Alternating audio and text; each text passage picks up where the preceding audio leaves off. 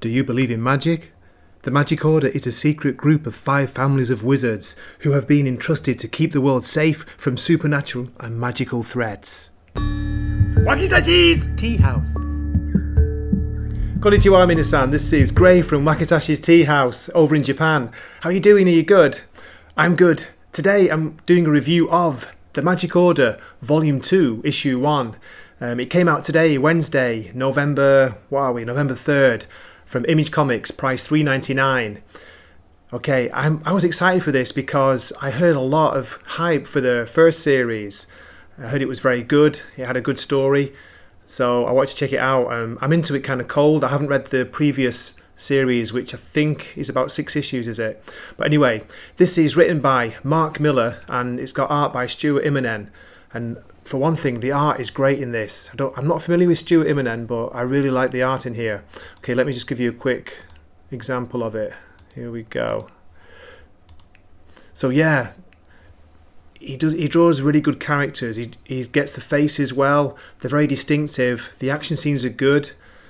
And who's it on colours? Let me have a look. Okay, on colours it's Sunny Go.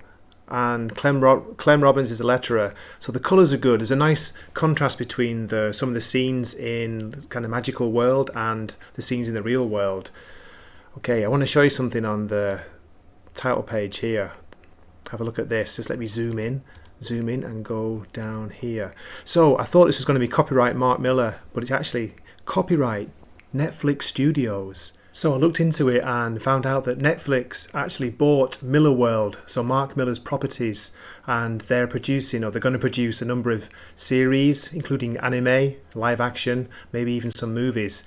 What was the one they did recently though? Is it Jupiter's Legacy, which I thought was pretty good. It was a good series. It was doing well, and then they cancelled it after the first series. Very strange. But anyway, back to the issue. So Magic Order issue 1. I think anyone can come onto this cold. You'll enjoy it. I like the action. I like the use of magic, and the art, of course, was really good. I enjoyed the whole story. You know, I was reading this story without thinking like, oh, do I have to hear the message of the publisher or the message of the writer? It was a good, exciting, fun, and intriguing story, and I want to know more. So I'm going to check out issue 2. Okay, enough from my review. Let's get on to the story summary. Keep watching. Here we go. The story opens in Bucharest, where a blonde-haired man called Victor Korn is leaving work to meet his son. Let me zoom in on this panel here on the next page. Look at the shadow on the wall. I think that's so cool. Is there more to Victor than meets the eye? It looks like it. Then on the next page we find Victor and his son walking into a park where he's meeting a woman he calls Aunt Brigitta. He asks her if she's feeding the ducks and she replies, "No, I'm making the fish eat one another." Seriously? What a waste of a wonderful gift. And he calls her a hawk stuck in a cage. So it sounds like she's a witch or has some kind of magical powers. Okay, on the next page we find out here. Let's zoom in. Victor says that they're the blood of the world's greatest sorcerer. And he drops a name, Soren Korn. And he says that 1,000 years ago they ruled this world, and now we're living in tower blocks. And then Aunt Brigitta references the Magic Order. You step out of line, you get crushed by them. Here we get some exposition where Victor's saying that there's a new woman in charge and she's weak. Then Victor asks his aunt to give his son a demonstration just for fun. Who's going to know? Your father is a bad influence, Jacob. Aunt Brigitta gives a small demonstration of her powers, which I'll skip to this panel here.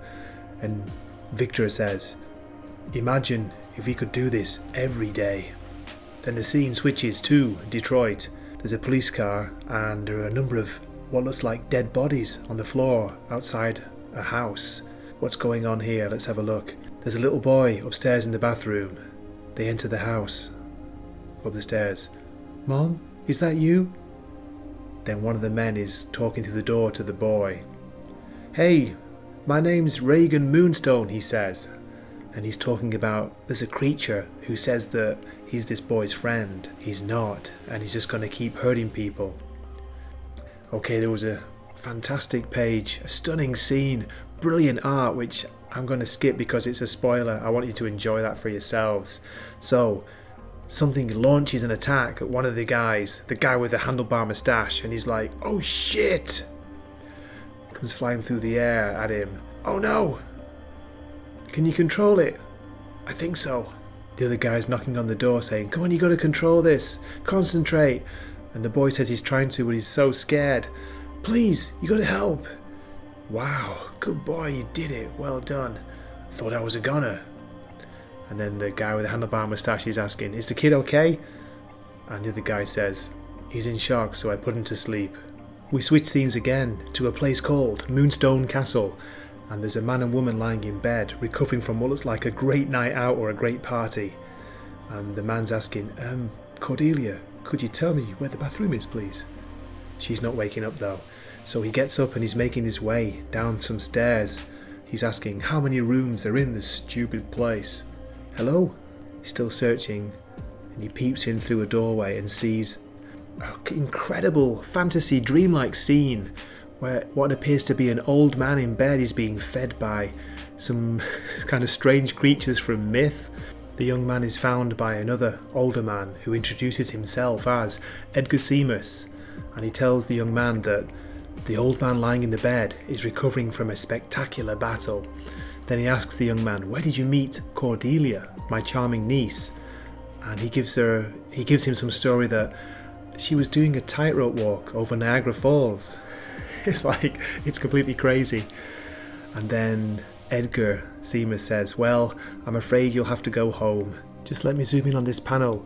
Don't you think Cordelia looks like the lovely, the gorgeous Ana de Armas, who starred in Blade Runner 2049, also No Time to Die? Well, she's off to her niece's party.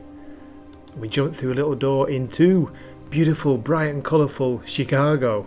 Wow, I didn't know Chicago was so pretty. I love the contrast there between the kind of darker, drabber colours from the castle to this bright, beautiful, bubbly, colourful, real-world Chicago. Skip ahead 2 pages to a sudden thunder and lightning storm hits Chicago, hits the air. A car appears in the middle of the garden. Sorry I'm late, sweetheart. Here's $1,000 for your birthday. Wow! Turns out this is Kevin Mitchell from the London chapter of the Magic Order. He's come to get some help because basically the shit has hit the fan. Jump to a huge explosion in the middle of the sky. A terrible plane crash. Here we're catching up with Victor and his family. He says that once upon a time his people ruled the earth, and then the Magic Order took them down. There used to be dragons in these woods, snakes as long as cities. Now it's all call centres and coffee shops. And then he tells them there's a plan, he has a plan, that could bring back the good old days. And that's where the issue ends. And here we have the cover for issue 2, which is scheduled to be released on November 24th. So, what did you think of the story? Have you heard of the Magic Order? Have you read it before? What about Mark Millar? Are you a fan? Do you know his writings? Okay, as usual, thank you so much for watching and for keep watching this long. If you could like and subscribe, that would be so awesome. And I hope to see you in a future video. So this is Wakizashi signing off from the tea house, saying matane. See you later. Wakizashi's Tea House. Please subscribe.